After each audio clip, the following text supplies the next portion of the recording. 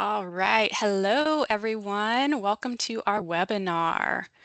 We are going to give it a few more minutes for more people to join, but we're really excited to have you here.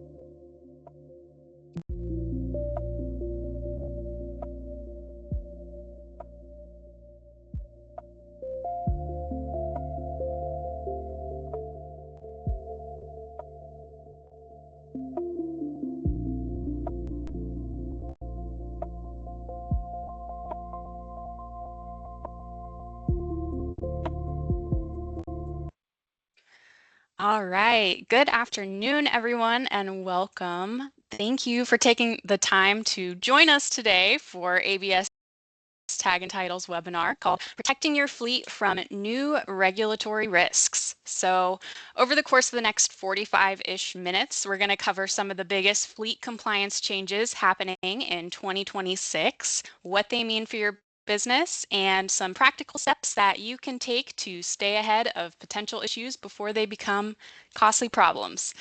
So joining us to present today is Kevin Shockley, Sales Account Manager here at ABS Tag and Title. So Kevin works closely with fleet managers, leasing companies, and dealerships across the country, helping them navigate vehicle titling, registration, and compliance requirements in all 50 states. So he has a lot of firsthand knowledge of the challenges that fleets face every single day and how to simplify the compliance process. So I'm going to dive into a little bit of who we are, and then I'll go ahead and turn things over to Kevin. All right, so who is ABS? So last month we had a fleet manager call us absolutely panicking after an audit uncovered a registration issue affecting several of their vehicles. So a small compliance detail slipped through the cracks for them during an employee turnover on their end. Unfortunately, small oversights like that can quickly turn into costly disruptions, and we hear stories like that all of the time. So that's exactly where ABS comes in. So for those of you who may not be familiar with us, ABS Tag and Title has been helping businesses navigate vehicle titling, registration, and compliance for over 37 years. So we work with fleets, leasing companies, dealerships, transportation providers, and businesses of all sizes, really, across the country. We try to make our role very simple by simply helping organizations stay compliant while reducing the administrative burden that comes with managing multiple vehicles. So our team handles everything from title and registration services to IRP support, permit management, compliance guidance, and other critical back office functions. So instead of spending hours trying to navigate registration issues, our clients can simply stay focused on running their business while we handle all of the details. So we built our business around helping clients avoid these situations before they happen. Our goal is always to be proactive rather than reactive, helping the fleets identify risks early and stay ahead of those regulatory changes. So Kevin, I will hand things over to you so you can cover some of the most important compliance changes we're tracking in 2026, what those updates mean for your fleet, the real costs of noncompliance, and the steps that you can take right now to stay ahead of the curve. Thanks, Ashley. I appreciate it. And welcome, everybody. I appreciate you taking a few minutes to jump on the webinar with us. As you said, there are a lot of changes in compliance and a lot of updates to keep your eyes on. It's been a big year of change. The three areas we're going to kind of touch today are in driver requirements, some of the fleet processes, and then state documentation. So, first, let's dive into the driver side because more has changed here in the last few months than in the last few years combined. Some of these you would probably have heard through the news. There'll probably be a couple that I'm going to cover that you have not. But I'm going to review some of the other ones as well. First, Florida has tightened enforcement around English level proficiency testing for commercial drivers. Most of you know that. If you've got a driver operating in or through Florida, this is actively being checked at roadside stops now, not just at renewals. So that is also happening in Tennessee along I-40. And in other states, I-40 being a major corridor east to west, and 75 going north to south. So be cognizant of your drivers and the English level proficiency testing going on.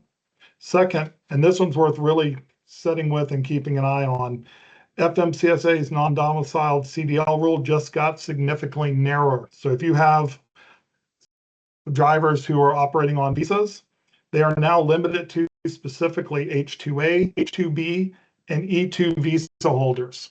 So if you have drivers are operating on any other visa, you need to check that process and make sure that they are still qualified. And that's worth a direct check on your driver's files and not just an assumption that they are. Third, another area we're seeing a real crackdown in, and you've heard about this one, is on training providers that aren't meeting federal standards. This isn't a minor cleanup. FMCSA's enforcement action here has already removed CDLs tied to non-compliant training programs on a large scale. So if a driver's credential traces back to a flagged provider, that credential and the driver's ability to operate can come into question retroactively, even if that driver did nothing wrong. So be cognizant of where your drivers are training at or where their training occurred. Now, here are two changes you may have not heard yet because they are very recent and have been much quieter in the headlines. First is on medical certificates. FMCSA's new electronic system, NR2, means medical examiners now upload exam results digitally. And in many states, drivers are no longer carrying a physical medical card at all. The results flow straight into the state's licensing agency and update the driver's motor vehicle record automatically. That sounds like a convenience, but it flips the responsibility onto carriers. You now need to verify medical status through the MVR and not by checking a card in a driver's wallet.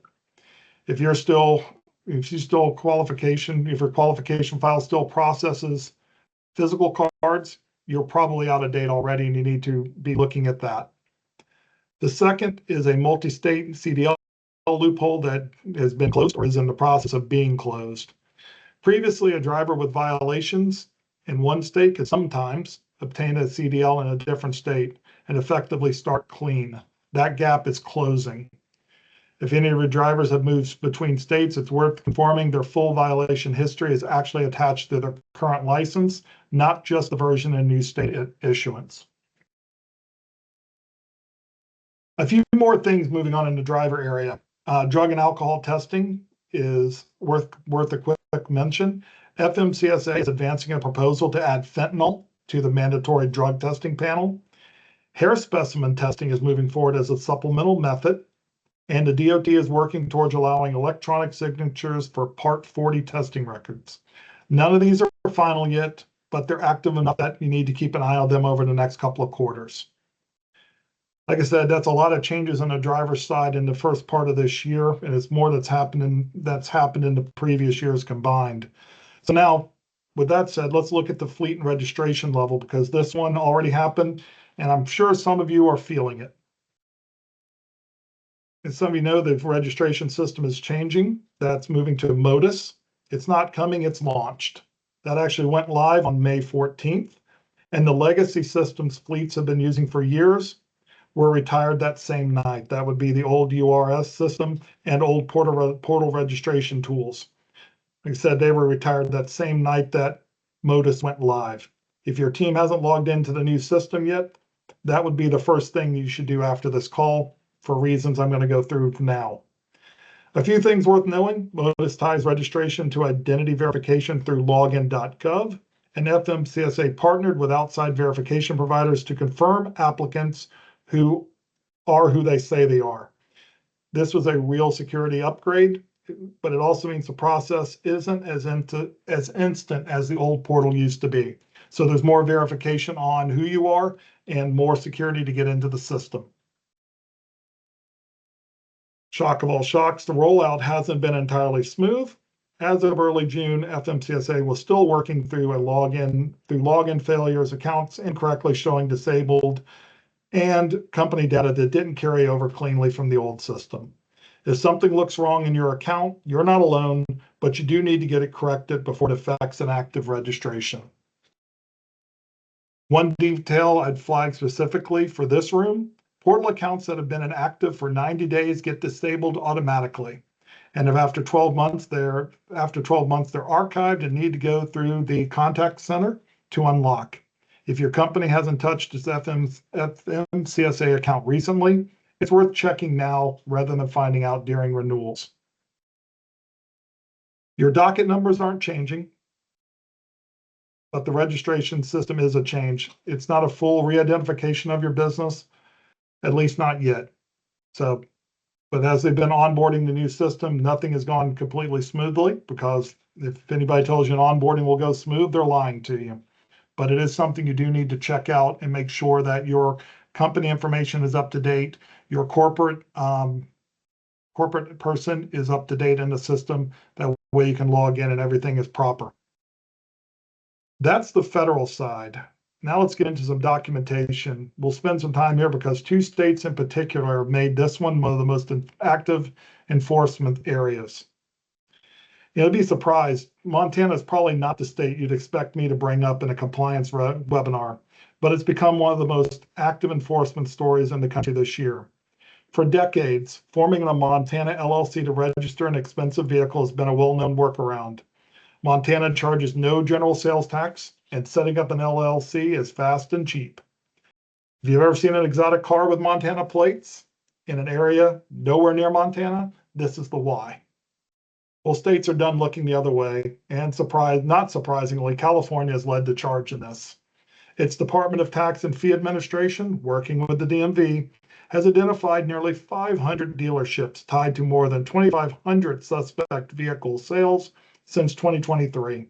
They've opened hundreds of investigations and audits, and in February this year, the state filed a 57-count criminal complaint against 14 people, including a dealership general manager, covering conspiracy, tax fraud, money laundering, all tied to $18.8 million in vehicle sales. California estimates this scheme costs the state more than $10 million in tax revenue every year. And states are no longer going to let that tax revenue slide as they need the income. But this isn't just a corporate enforcement. Individuals are getting caught up in this too. Earlier this year, a Tennessee-based content creator was criminally charged after registering a Ferrari in Montana to avoid paying Tennessee sales tax.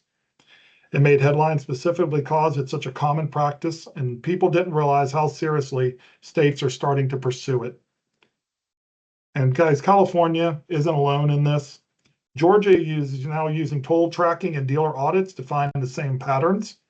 Illinois passed legislation that lets states look through an LLC structure and hold the individual resident directly liable.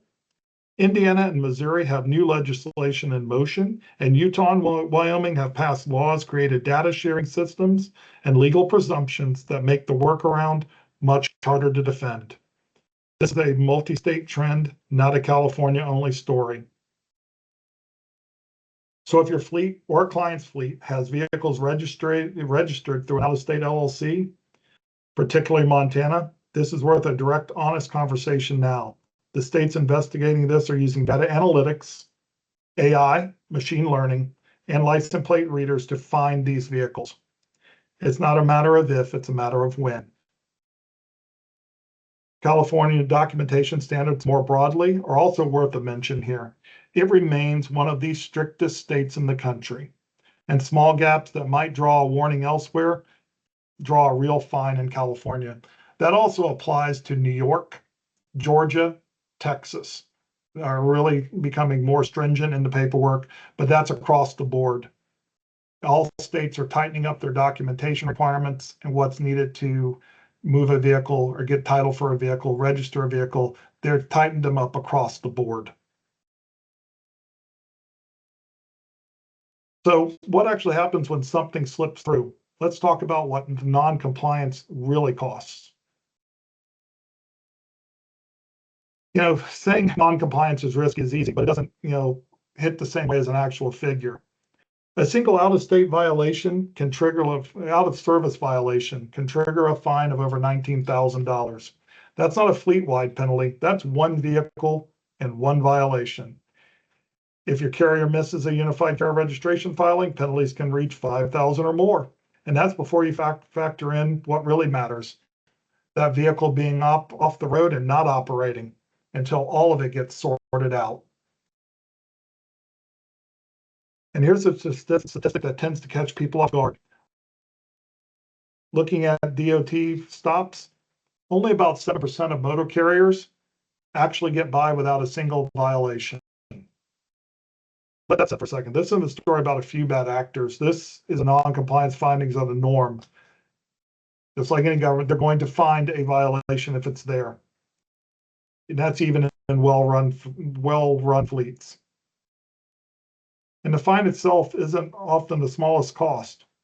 FMCSA overhauled its scoring system this year.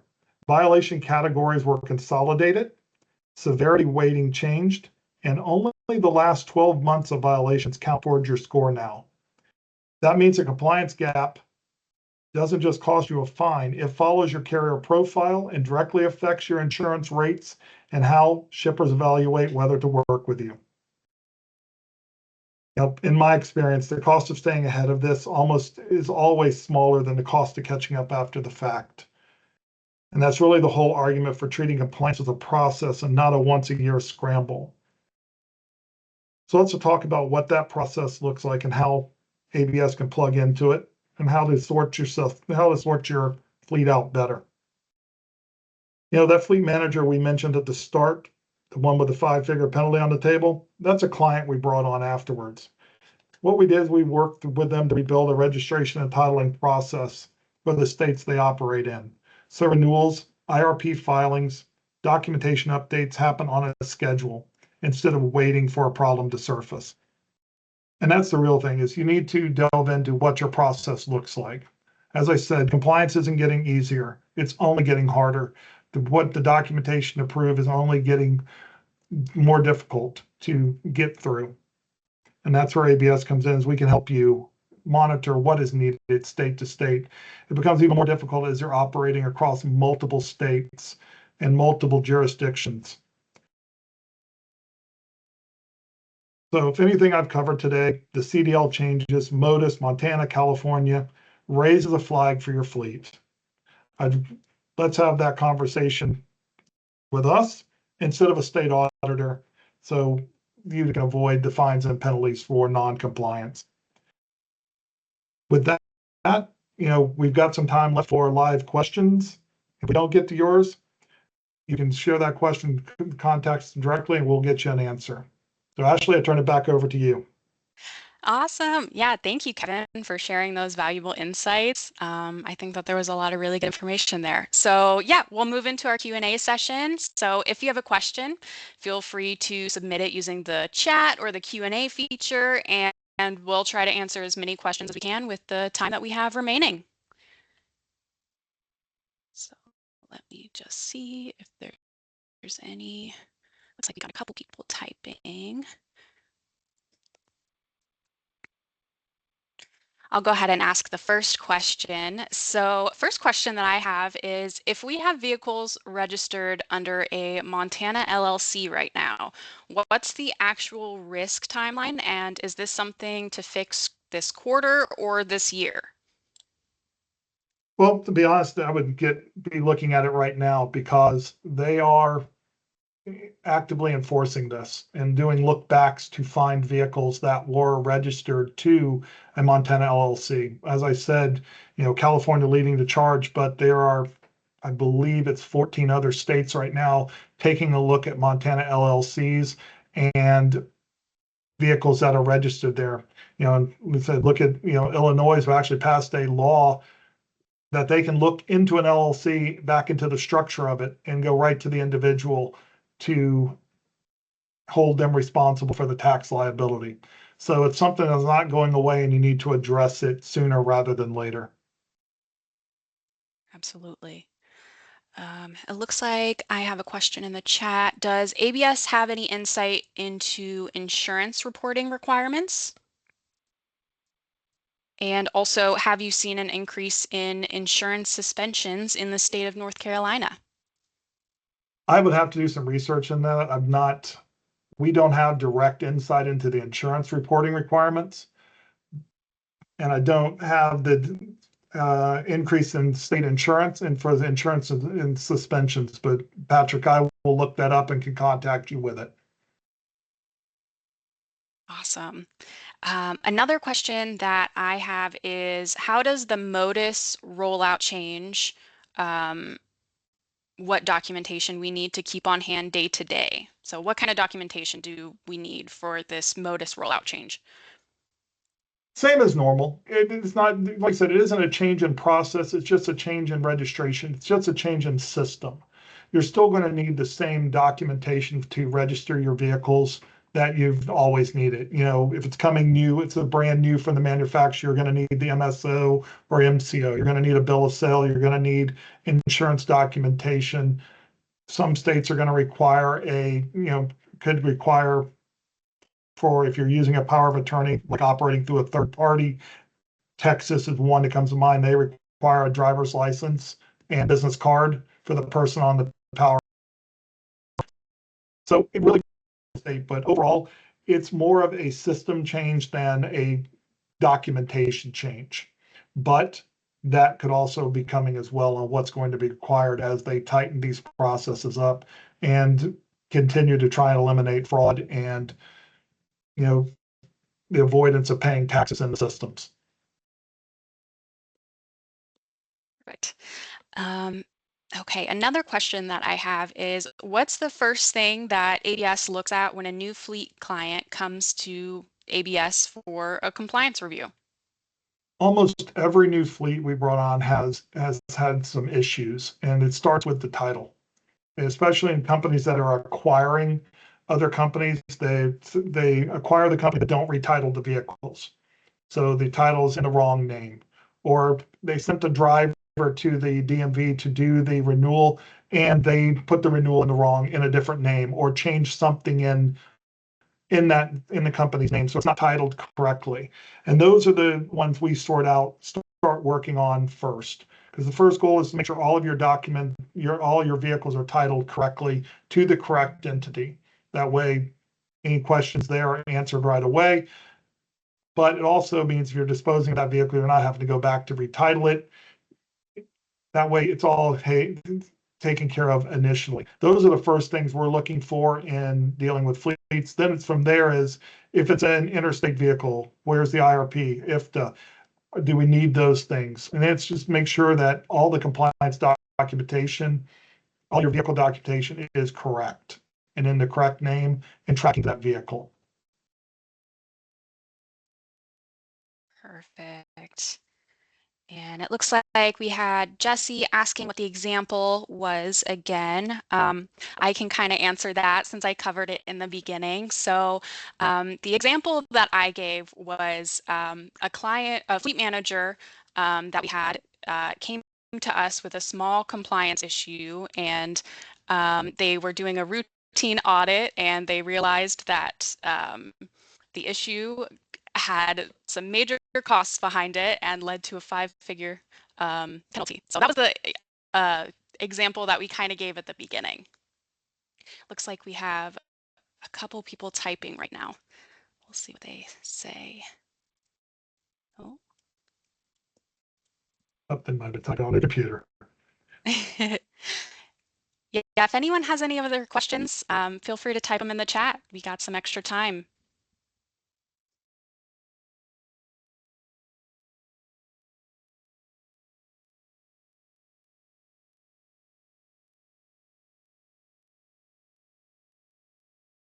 Okay, so how does ABS help when a vehicle is sold and CTC is involved, California-based? So how we help, when a vehicle's sold, I have to look at CTC for California. If you're selling a vehicle and we are working with your fleet, we've already made sure that title is correct in the correct names, so we can sign off that title and send it in for you, take care of the transaction. If we're holding the title in our title storage, we will get that title back to you. That way you can work with it. From there, acquire a new vehicle to replace it. We can help you with the initial title registration, help you get that vehicle to where it needs to be taken care of. Awesome. And then Patrick asked, does ABS send out a newsletter of these compliance changes? I can answer that one. Yes, we do have a newsletter. I do send out a weekly email newsletter covering different compliance changes and different things in the industry that are happening. We also have our LinkedIn that we share those insights on as well. And then, Kevin also shares compliance changes on his LinkedIn as well. And we have a blog on our website that's available, and we do post weekly on there. So you're free to go to our website and check out our blog whenever you'd like to. And yeah, and if you're interested, I can also add you to our weekly newsletter as well.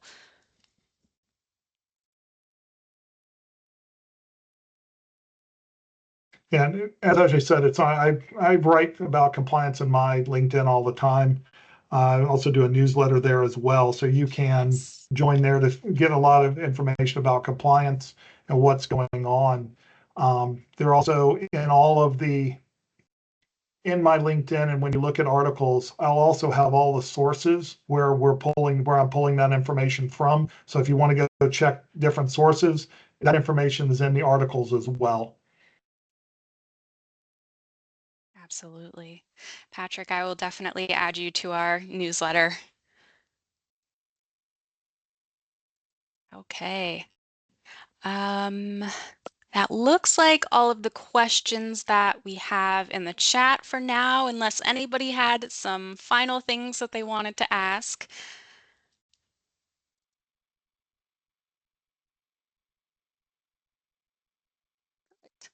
It looks like that wraps up today's webinar then. So awesome. On behalf of everyone at ABS Tag and Title, thank you for spending your day with us. So we hope you found today's discussion helpful and came away with some practical information that you can use to keep your fleet compliant and operating efficiently. So if you have any additional questions or would like to learn more about how ABS Tag and Title can help with fleet titling, registration, IRP, toll management, whatever compliance services you need, we'd love to talk with you. So please feel free to reach out to our team anytime. We'll also be sending out a recording of today's webinar for anyone that registered. So you can come back to this at any time, and you have our confirmation or contact information on the screen as well if you have any questions or need any specific services. So thank you again for joining us, and we hope that you have a wonderful rest of your day.